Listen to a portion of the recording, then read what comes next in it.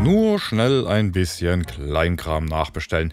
Ja, so fängt es bei mir öfters an und nicht selten demonstriert einem dann der Werbealgorithmus, wie verdammt gut er einen doch kennt. Oh, ein Angebot.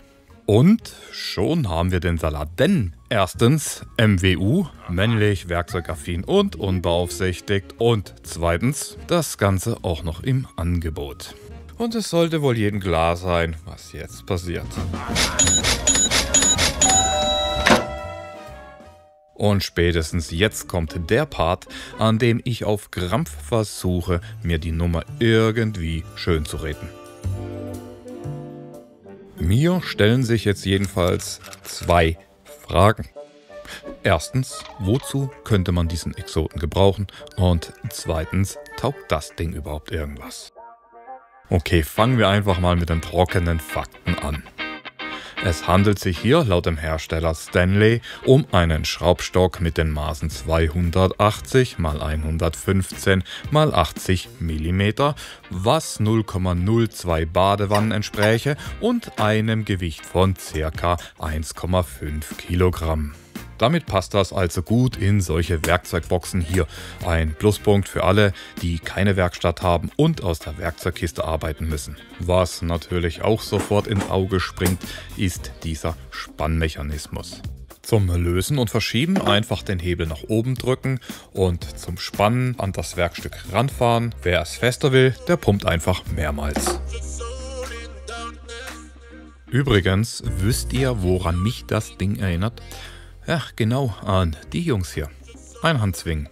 Gleiches Prinzip, und wenn man sich den Aufbau ansieht, wird schnell klar, dass die Bezeichnung Schraubstock dann doch eventuell etwas, sagen wir einfach, ambitioniert sein könnte. Aber bevor ich jetzt hier einen auf Motzkachel mache, ja, lasst uns doch einfach zuerst die positiven Dinge durchgehen.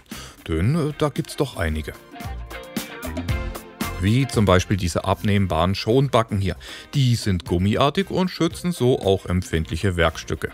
Die festen Backen sind übrigens aus Metall und haben auch eingearbeitete Prismen. Das ist dann praktisch, wenn man beispielsweise runde Werkstücke einspannen möchte. Was ich auch super finde, ist die jetzt im Vergleich zu klassischen Schraubstöcken recht große Ausladung der Backen. Gemessen an der Größe von dem Teil ist das nämlich mit 65 mm doch recht ordentlich. Und gleiches gilt auch für den Spannbereich, der ist nämlich mit rund 115 mm auch nicht übel. Auch gut finde ich die Befestigung bzw. die Aufspannmöglichkeiten, denn man kann ihn nämlich entweder über diese Zwingen hier an alles Mögliche dran tütteln, ja, was man halt gerade so zur Hand hat, oder man spackst die Nummer einfach an diesen Flanschwo dran. Und ja, also laut der Anleitung sind die tatsächlich dafür gedacht. Ich glaube das jetzt einfach mal so. In Summe also ein netter kleiner Schraubstock. Richtig? Also ich tue mich, um ehrlich zu sein, ein bisschen schwer mit dem Ding jetzt. Denn mir ist die Spannkraft jetzt persönlich ein bisschen zu gering. Der Hersteller selbst gibt die mit 180 Kilogramm an. Das ist jetzt nicht wenig, aber auch nicht sonderlich viel, besonders im Vergleich zu klassischen Schraubstöcken. Aber bitte jetzt nicht falsch verstehen, denn die gebotene Spannkraft reicht, um Werkstücke zu halten. Aber mehr als ein Halten ist es, halt jetzt meinem Empfinden nach, eben nicht. Aber wie gesagt, bitte an der Stelle jetzt nicht vergessen, Leute, ich bin ein Grobschlosser. Ja, wir haben eine andere Vorstellung von Spannkraft. Man sollte also beim Einspannen einfach mit dem Kopf bei der Sache bleiben und zum Beispiel lange Hebel vermeiden und möglichst nah an der Backe arbeiten. Ja, also ich kenne da jemanden, der würde jetzt sagen Erwartungshaltungsmanagement. Gut, meines hatte definitiv dienstfrei, denn wenn ich die Herstellerbeschreibung vor dem Kauf gelesen hätte, der bezeichnet das Ding nämlich als Schnellspann-Klemmstock. Gut, ich interpretiere das jetzt mal als eine Art dritte Hand. Mit dem jetzt im Hinterkopf kann man auch die recht wackelige Konstruktion dann ins richtige Verhältnis setzen. Die ganze Chose ist nämlich auf Spiel gebaut. Das muss wohl so sein, ansonsten würde es wohl an allen Ecken und Enden klemmen. Übertreibt es also mit dem Spannen nicht so sehr und die Zwingen selbst gehen übrigens nur mit etwas Gefummel drauf. Wer die jetzt öfters umtüdeln muss, der kann die Fronten leicht anschleifen, aber Achtung, da ist nicht viel Material drauf, passt da ein bisschen auf. Ah ja, ein Tipp noch, der Schlitten, der sollte minimal unterstehen. Steht der nämlich auch nur ein bisschen über, dann braucht man sich auch nicht zu wundern, wenn der Bock nach dem Festzwingen einfach klemmt.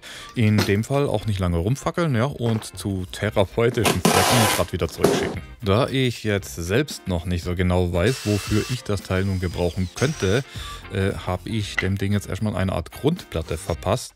Damit kann man das Ganze dann möglichst vielseitig einsetzen, so jedenfalls meine Hoffnung. Ach so, ja, auf der Unterseite habe ich noch ein paar Magnete eingelassen, so kann ich den sogar auf den Schweißtisch legen. Wie lange das jetzt temperaturtechnisch gut geht, ganz ehrlich, ich habe keine Ahnung. Wir werden sehen, wenn daraus Schlacke wird. Aber eines ist jetzt schon klar, für kreative Fertigungslösungen taugt das ganz gut. Kommen wir mal zu einem Fazit. Und da muss ich ganz ehrlich sein, ich habe keins. Ich meine, ich habe das Ding aus reiner Neugierde gekauft. Aber wie zuvor auch schon erwähnt, mich erinnert die Sache an die Dinger hier. Und bei denen muss ich auch ehrlich zugeben, am Anfang hatte ich die auch belächelt. Und heute möchte ich sie nicht mehr missen. Jedenfalls, während ich mein Klemmi hier noch ausgiebig weiter quäle, würde mich interessieren, was ihr eigentlich von sowas haltet. Benutzt ihr den schon? Wenn ja, wofür? Schreibt's einfach in die Kommentare.